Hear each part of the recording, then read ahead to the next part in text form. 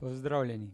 V današnjem videu vam bom predstavil, kaj vse najdete v appu PlayStation Plus, ki vam omogoča uživanje v multiplayer igrah in kje boste lahko v tem appu prevzeli kolekcijo brezplačnih iger, kot tudi določene ekskluzivne igre vsak mesec.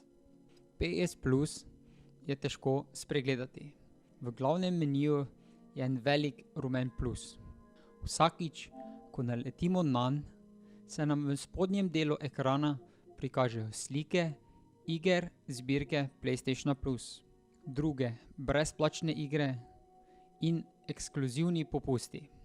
Ob premiku navzdol po meniju nam v oči takoj pade PlayStation Plus Collection. V njem se nahajajo največji hiti PlayStationa, kateri lahko postanejo naši, takoj, ko sklenemo naročnino.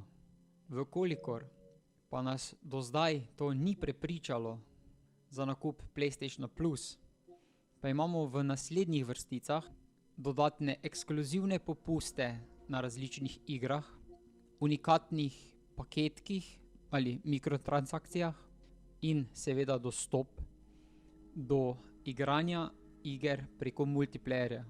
V upanju, da bomo naleteli še na kaj več, se podamo proti koncu. A žal naletimo le na naročniška razmerja, ki so 1 mesec, 3 mesece ali 1 leto. Če vas to ne zanima, enostavno zadevo zapremo dol, saj nima nobene obveze. Za nas, ki pa je bilo vse zgoraj našteto mamljivo in smo PlayStation Plus razmerje sklenili, pa lahko uživamo v igranju online.